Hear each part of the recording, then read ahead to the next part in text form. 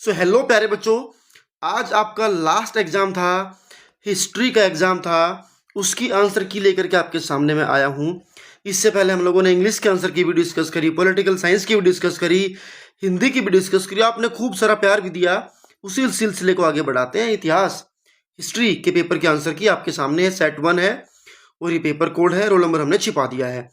ये सब डिटेल्स है जो आपको पहले पढ़ लेनी होती है। मोस्ट ऑफ द एग्जाम्स में आपको सेम डिटेल्स देखने को मिलती हैं। ये सब बता रखा कि कौन सा क्वेश्चन कितने नंबर का, किस सेक्शन में कितने क्वेश्चन हैं और कैसे। क्वेश्चन नंबर 34 जो मैप का क्वेश्चन है और पैसेज के क्वेश्चन है, वो सब डिटेल्स इसके अंदर दे रखी है।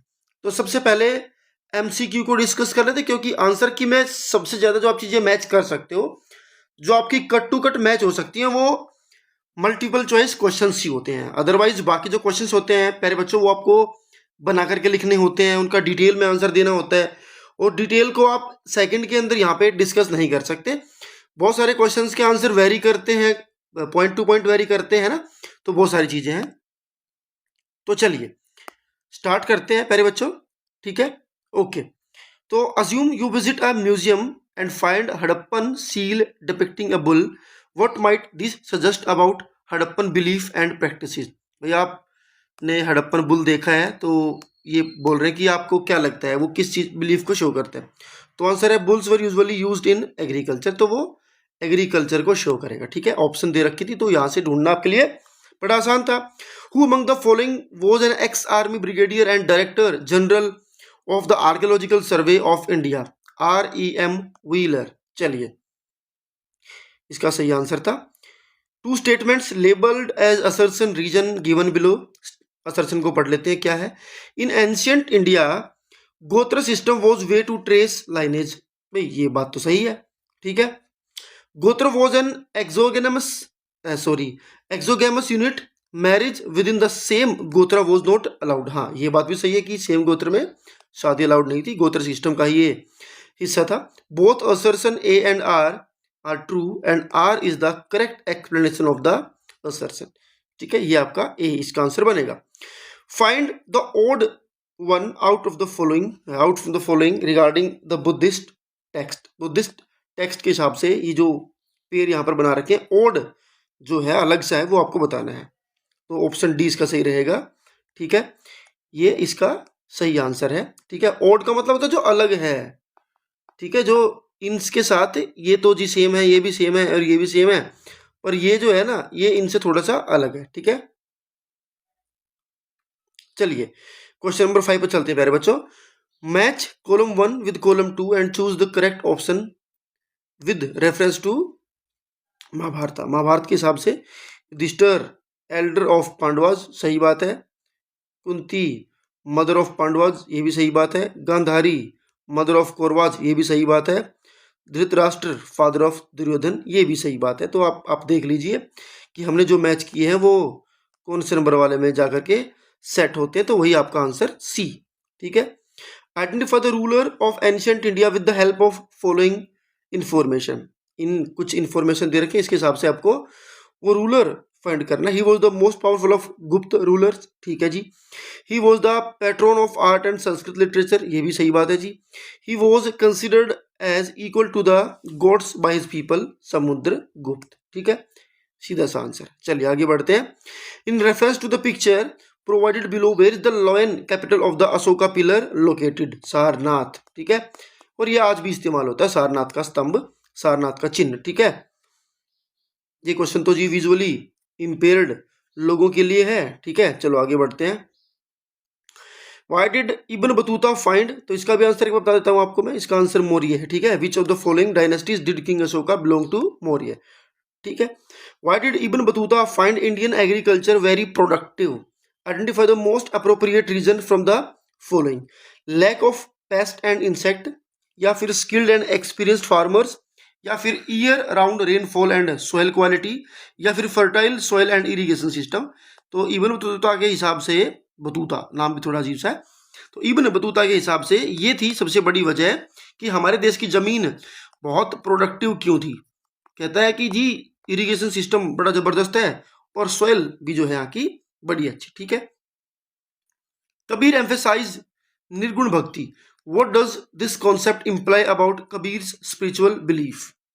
निर्गुण भक्ति को मानता है कबीरदास, क्या उनके किस स्पिरिचुअल बिलीफ का पता लगता है आपको उनकी इस बात से।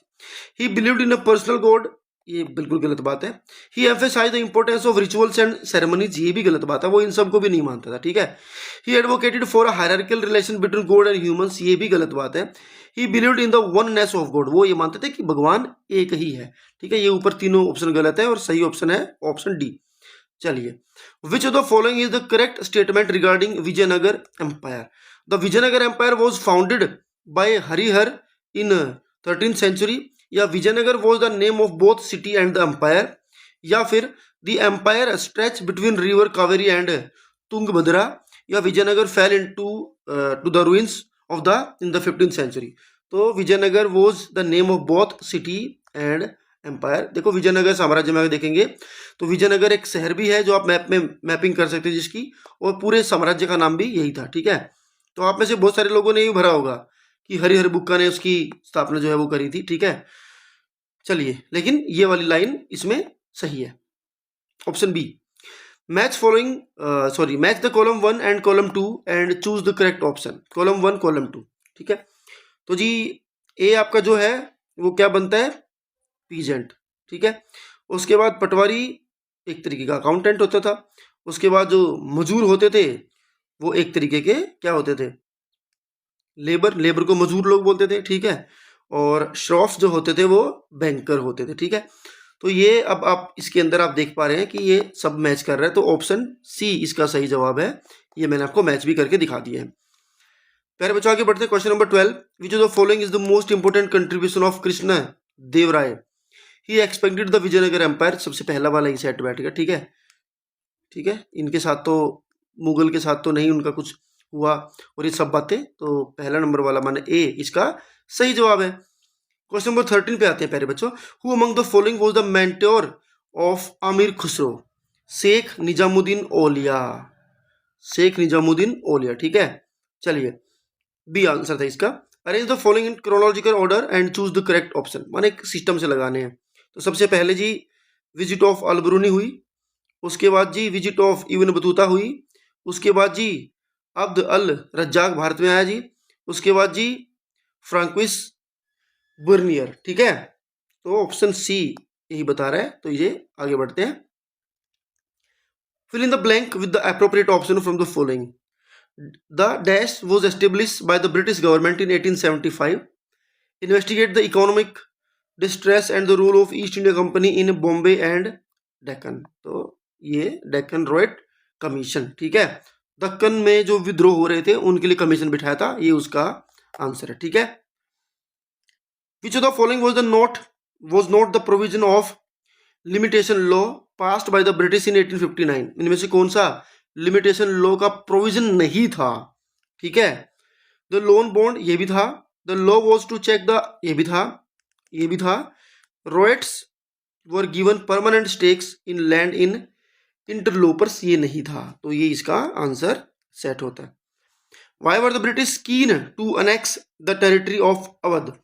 अवध की टेरिटरी को हथियाने में क्यों इतनी रुचि थी अंग्रेजों की। Choose the correct option.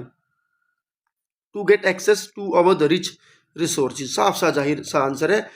काफ़ी समृद्ध जो है वो माना जाता था अवध उस जमाने में, तो उसके जो रिसोर्सेज थे वो हासिल करने के लिए उनका बहुत ज़्यादा इंटरेस्ट था अवध में, ठीक है। From the following identity the local leader of Singhbhum who led to cultivators to join to the revolt. Gonoo, ठीक है। इसका सही आंसर ऑप्शन सी। मैच करने कॉलम, तो पहला वाला हो ची मिन स्ट्रगलर ऑफ फ्री वियतनाम, उसके बाद जी JM गैरिबाल्डी, ठीक है, गरीब बढ़ दिया मैंने इसको। यूनिफिकेशन ऑफ इटली, सही बात है। जॉर्ज वॉशिंगटन अमेरिकन, ठीक है। और क्लीमेट एटली ये ब्रिटिश विड्रॉल फ्रॉम इंडिया। अब ये मैच जो हमने किए हैं वो उस पर देख सकते हो आप, बी ऑप्शन में सेट जो है ये ऐसे होंगे, ठीक है। तो सही ऑप्शन क्या है प्यारे बच्चों, बी सही ऑप्शन है। 19 क्वेश्चन कर चुके हैं, साथ साथ कमेंट कर सकते हैं कि कितने आपके सही हैं, और वीडियो के एंड में भी आपको कमेंट करके बताना है कि कितने नंबर आपके आ सकते हैं, कितने नंबर तक का आपको अंदाजा है कि इतने नंबर तो मेरे आराम से आएंगे। Why was the 1929 Lahore session of Congress significant, क्यों बहुत महत्वपूर्ण था? फॉर पूर्ण स्वराज, सॉरी पूना नहीं, पूर्ण स्वराज, यहीं पर नारा दिया गया था पूर्ण स्वराज का, ठीक है। और इसी पूर्ण स्वराज के नारे को लेकर के ही 26 जनवरी को हमारा संविधान लागू हुआ था, वरना तो ये 2 महीने पहले बन गया था, ठीक है। Who amongst the following was leader of advisory committee of the constituent assembly, इनमें से कौन था कॉन्स्टिट्यूएंट असेंबली का एडवाइजरी कमेटी का लीडर? सरदार पटेल जी थे, ठीक है। चलिए 22nd क्वेश्चन है, 3 नंबर वाले क्वेश्चन है प्यारे बच्चों। Examine the duties performed by Kshatriyas as codified in Dharmasutra. धर्मसूत्र के हिसाब से क्षत्रिय जो थे उनकी क्या क्या ड्यूटी थी वो आपको इसके अंदर बतानी है, चाहे वो सिक्योरिटी करना है, राजा बनना है, बहुत सारी चीजें थी वो आपको इसमें एक्सप्लेन करनी, ठीक है। Examine any 3 ways evolved by Brahmanas to enforce the norms of varna order. वर्ण ऑर्डर को किस तरीके से एनफोर्स किया वो पैटर्न इसके अंदर आपको बताना है, क्योंकि सबको पता है चैप्टर में साफ बता रहे हैं कैसे ब्राह्मणों ने अपना हुकूमत चलाने की कोशिश करी और वर्ण सिस्टम वो लेकर के आए, जिसके अंदर उन्होंने ब्राह्मण, क्षत्र, वैश्य, शूद्र, और इसको इम्प्लीमेंट करने के लिए बहुत सारी चीजें उन्होंने जो है वो वर्ण सिस्टम वाला क्वेश्चन इसके अंदर आपको डालना है। Explain the views of archaeologist on the religious belief of the Harappans. Harappans के बारे में आर्कियोलॉजिस्ट लोगों के क्या बिलीफ है वो आपको एक्सप्लेन करने हैं, उनका क्या मत है, वो कैसा रहा था, ठीक है। चलिए analyse the observation critical inside the reflections provided by Bernier while it travelled in Mughal India. Mughal India में जब बर्नियर आया तो उसकी ऑब्जर्वेशन को आपने रिफ्लेक्ट करना है, ठीक है। चलिए 25th क्वेश्चन पे आते हैं। Vitthal temple of Vijayanagara was known for its unique architecture, explain the statement with example. जो विठल टेम्परेचर नहीं टेम्पल है विजयनगर का, वो अपनी यूनिक आर्किटेक्चर की वजह से जाना जाता है, इसको आपने एक्सप्लेन करना, एग्जाम्पल देना है कि जी उसके अंदर ऐसा पत्थर इस्तेमाल हुआ है, उसके अंदर ऐसी कारीगरी करी गई है, उसके जो द्वार हैं वो अपने आप में यूनिक है, ये सब बातें आपको एक्सप्लेन करनी है। Examine the major activity of Gandhi ji in Indian politics 24 to 28। इन सालों के बीचों में जो भी इन्होंने आंदोलन चलाए वो सब आपको इसमें एक्सप्लेन करने हैं। Describe any 3 feature of ryotwari system. Ryotwari system जो चला था मुंबई के अंदर, बंबई के अंदर, महाराष्ट्र में अंग्रेजों ने चलाया था, वो आपको इसके अंदर बताना, ठीक है। ये उसी चैप्टर में है जिसके अंदर देहात और ब्रिटिश जो कंट्रोल वाला सिस्टम है, ठीक है, जिसके अंदर इस्तमरारी बंदोबस्त वाला चैप्टर वाले में से ये क्वेश्चन है, ठीक है। The Buddha was considered as one of the most influential teacher of his time in the light of statement explain his teaching. भाई बुद्धा की शिक्षाएं बतानी है, कितना भी एक्सप्लेन कर सकते हो आप इस क्वेश्चन में, कोई दिक्कत वाली बात नहीं है। बहुत लेंथी क्वेश्चन है, आप बहुत सारा लिख सकते हो, 2-3 पेज लगातार इसके ऊपर ही भर सकते हो, ठीक है। बुद्धा को सबसे अच्छा टीचर माना गया अपने समय का, तो उनकी शिक्षाएं क्या थी, क्या उनका मत था, उनकी अप्रोच प्रैक्टिकल जैसे थी, या जन्म मृत्यु के बारे में उनका क्या मत था, पुनर्जन्म के बारे में उनका क्या मत था, शांति के बारे में उनका क्या मत था, ज्ञान प्राप्ति के बारे में क्या मत था, पूजा पाठ के बारे में सब बताना है। एक्सप्लेन द फीचर ऑफ पौराणिक हिंदुइज्म इन एंसेंट इंडिया। ये वाला की बजाय ये ज़्यादा आसान क्वेश्चन है, वैसे ये भी ज़्यादा मुश्किल नहीं है, पौराणिक हिंदू जो प्रथाएं थी उनको एक्सप्लेन करना है। खैर आगे बढ़ते हैं। The role of women in the Mughal agrarian society was significant, explain the statement by giving example. या फिर Ain Akbari was an extraordinary document of the Mughal empire, explain the statement. देखो आईने अकबरी तो ये तो सबको पता है एक्स्ट्रा ऑर्डिनरी था, उसके अंदर अकबर के बारे में बहुत कुछ लिखा हुआ है। इतिहासकारों को अगर अकबर को जानना है तो सबसे जो मेन जो सोर्स है वो आईने अकबरी है, तो उसकी इंपॉर्टेंस तो बहुत ज़्यादा बढ़ जाती है, तो उसी की इंपॉर्टेंस के ऊपर लिखना कि कैसे वो चीज़ वो एक्सप्लेन कर रखा है, ठीक है। और महिलाओं का जो रोल था मुगल एग्रेरियन सोसाइटी के अंदर वो भी बहुत महत्वपूर्ण था, एक्सप्लेन करना। आपको कुछ फीमेल्स इसके अंदर आपको मिलेंगी जो दवाई से लेकर कई सारी महिलाएं जिनका रोल बहुत इंपॉर्टेंट था उनके किंग की लाइफ में भी और अपनी लाइफ में भी, पूरे किंग के साथ उनका कैसे मैचअप था, वो सब चीज़ें आपको इसके अंदर एक्सप्लेन करनी है, ठीक है। Describe the views of the members of the constituent assembly on division of power between the centre and state. Centre और स्टेट के बीच में जो पावर है उनको डाइवर्सिफाई कैसे किया गया, कैसे जो कमेटी के मेंबर थे उन्होंने इस चीज़ को रेगुलेट किया कि किसके पास कितनी पावर जानी चाहिए, उसके ऊपर हमें लिखना है। क्योंकि बाद में सहमति बहुत सारी बातें इसके ऊपर रखी गई थी, एक समय को लेकर के लोकल गवर्नमेंट को बहुत सारी पावर देने की बात भी हुई थी, बट फाइनली सेंटर को पावरफुल जो है वो रखा गया स्टेट के कंपैरिजन में, तो वो पूरी प्रोसेस आपको लिखनी है इसके अंदर। Describe the ideals express in the objectives resolution bye Jawaharlal Nehru in the constituent assembly. Constituent assembly के अंदर ऑब्जेक्टिव रेजोल्यूशन जो पास करे थे नेहरू जी ने, उनके बारे में आपने इसमें लिखना है। चलिए, ये लॉन्ग क्वेश्चन है, डिटेल में ही आपने एक्सप्लेन करने हैं, तो जो याद करके गए हैं उसके अकॉर्डिंग करने, पॉइंट टू पॉइंट लिख करके जो बच्चा है उसको ज़्यादा मार्क्स मिलेंगे। इस बात का ध्यान रखना है कि जीवन में कभी भी जब आप एसएसटी से रिलेटेड कोई सब्जेक्ट लिखते हैं, लॉन्ग क्वेश्चन लिखते हैं, तो उसको कट टू कट लिखे, पॉइंट टू पॉइंट लिखे। चलिए, तो ये पैराग्राफ है एंग्विश ऑफ द किंग, ये पैराग्राफ है। पहला क्वेश्चन है, how did the king Devanampiya Piyadassi conquest of Kalinga influence his approach to the governance. देखो, ये डायरेक्टली आंसर इसमें नहीं होते प्यारे बच्चों, ये चैप्टर में से ही होते हैं, लेकिन थोड़ा इससे आपको आइडिया मिल जाता है। क्योंकि जब देखो क्या पूछ रखा है कि कैसे उसकी अप्रोच जो है वो इन्फ्लुएंस हुई इस युद्ध के बाद, तो बता रखा है उसने लाखों लोग मार दिए। जब बहुत लोग मारे गए तो तब उसको पश्चाताप हुआ, उसको लगा कि मैंने गलत किया है, तो ये उसकी अप्रोच को बताता है। ठीक है, how did Kalinga's conquest change the king action toward his subject. उसके बाद कलिंग के जो राजा उसका सब कुछ बदल गया। कहता है कि उसने उसके बाद स्टडी ऑफ धम्म किया, मैंने धम्म को उसने अध्ययन किया, और लव और इंस्ट्रक्टिंग पीपल धम्म, मैंने लोगों को भी सलाह दी धर्म कर्म के बारे में, और उनका जो व्यवहार है पूरी तरह से ना बदल गया। ठीक है, वो सॉफ्ट बन गए, तो यही आपको बताना है। ठीक है, how did the king transformation shape the spread of dhamma. अब जाहिर सी बात है कैसे हुआ, तो उसमें आप बताएंगे कि पहले युद्ध में उसने बहुत लोगों को मरे हुए देखा, और बाद में जब उसको लगा है बहुत पेनफुल था ये सब चीज़ें करना, मारना पीटना और किसी को की हत्या करना, डेथ करना, तो उसके बाद वो पीस की तरफ चले गए। ठीक है, ये आपको बताना था।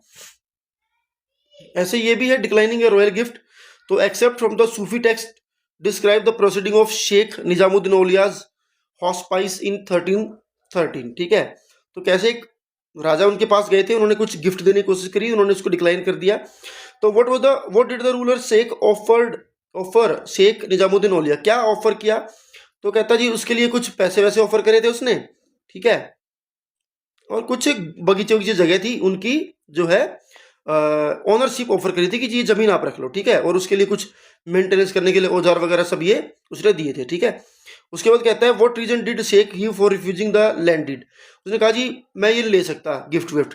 ठीक है, क्यों नहीं ले सकता, तो उसने पूछ रखा भाई क्यों नहीं ले सकते आप इस चीज़ को, तो बताता है कि मैं अगर पैसे वैसे आप देंगे तो फिर मैं ले भी सकता हूँ, क्योंकि इसको मैं बांट दूंगा। ठीक है, लेकिन जमीनों का मैं क्या करूंगा, क्योंकि हमारे किसी काम के नहीं है। ठीक है, या देखो ये रहा, गिव मी द मनी, मुझे पैसे दे दो, I will dispense it to the dervishes, मैं अपने जो शिष्य हैं चले पट्टन के अंदर बांट दूंगा, बट जो जमीन है उसको अपने पास रखो, अगर उसको मैं लेता हूं तो फिर मैं एक अलग तरह का इंसान माना जाऊंगा, और फिर वो लालच वाला मुझे टैग नहीं चाहिए। ठीक है, how does the response of Shaikh reflect Sufi value, Sufi values के बारे में क्या बताता है, ये बताता है कि पैसे से जमीन से इतना ज्यादा प्यार उनको नहीं है, सिर्फ जनता की भलाई में वो लोग मानते हैं, शांति में मानते हैं, पीस में मानते हैं। ठीक है, तो ये उनकी वैल्यूज निकल करके आती हैं, अपने हिसाब से आप लिख सकते हैं इसके अंदर बना करके।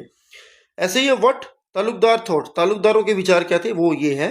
पहला क्वेश्चन इसमें से क्या आता है, how did Hanumant Singh express his dissatisfaction toward the British, कि कैसे हनुमंत सिंह एक तालुकदार था, तो सॉरी राजा था, राजा ऑफ कालांकंकर, कालांकंकर। ठीक है, और रायबरेली के पास है, तो जब उनकी युद्ध चल रहा था, कोई बात हो रही थी, तो हनुमंत सिंह के यहाँ पे एक ब्रिटिश ऑफिसर ने शेल्टर लिया था, पनाह ली थी, तो उनकी सेफ्टी उन्होंने करी थी, तो उनके बारे में वो बताते हैं तालुकदारों के बारे में।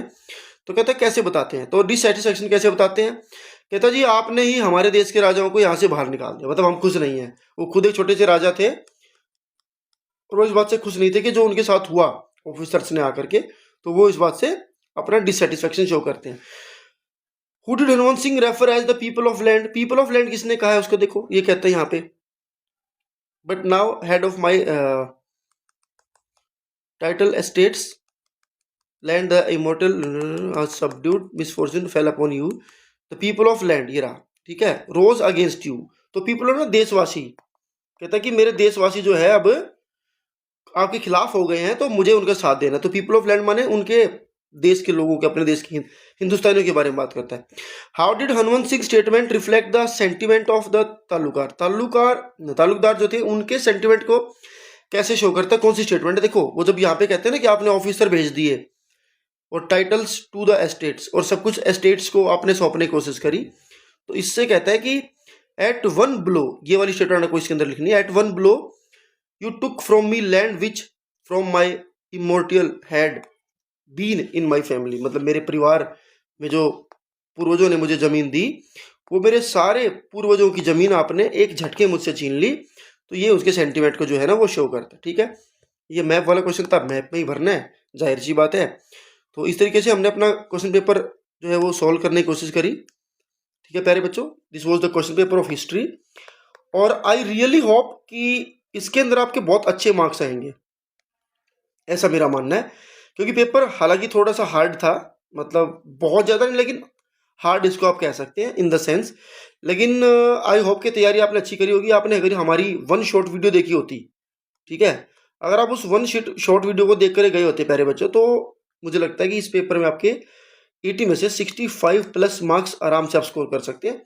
ठीक ठाक जिस बच्चे ने पढ़ाई करी है 70 मार्क्स इस पेपर में स्टिल एक अच्छा बच्चा ले सकता है। ठीक है, तो अभी आपके एग्जाम खत्म हो चुके हैं। अभी हम एक वीडियो करेंगे करियर काउंसलिंग के ऊपर कि क्या चीज़ें आप ज़िंदगी में चूज कर सकते हैं, क्या सब्जेक्ट आप कॉलेज में ले सकते हैं, क्या चीज़ें हैं लाइफ में क्या कर सकते हैं, किस स्ट्रीम में क्या क्या चीज़ें बन सकते हैं, वो सब चीज़ें हम डिस्कस करेंगे डिटेल में। ठीक है, और आई होप कि हम उसको लाइव सेशन में लेकर के आएँ या फिर वीडियो सेशन में लेकर के आएँ, कैसे भी होगा आपके क्वेश्चंस को मैं लूँगा। ठीक है, और अच्छे फ्यूचर के लिए अब कुछ स्किल आपको सीखनी है, हमारे इंस्टाग्राम पे जाकर के आप इंग्लिश सीख सकते हैं। हर रोज़ वहाँ पर एक रील आपको देखने को मिलती है, इंग्लिश सिखाने की रील। और हमारे चैनल को अगर आप ज्वाइन कर लेते हैं प्यारे बच्चों, तो उसके बाद आपको बहुत सारा कंटेंट मिलेगा वहाँ पर भी जा करके। क्योंकि अब रेगुलर बेसिस पे अप्रैल से मंथ से ही बहुत सारी वीडियोज़, लगभग 3000 सेंटेंसेस आपको मैं कराने वाला हूँ, कुछ इंपॉर्टेंट पॉइंट्स आपको कराने वाला हूँ जो लाइफ टाइम आपके काम आने वाले। ठीक है, आई होप कि फ्यूचर आपका बहुत अच्छा होगा, सेफ होगा, और आप हेल्दी रहेंगे, कुछ ना कुछ सीखते रहेंगे और हमारे साथ जुड़े रहेंगे। Thank you.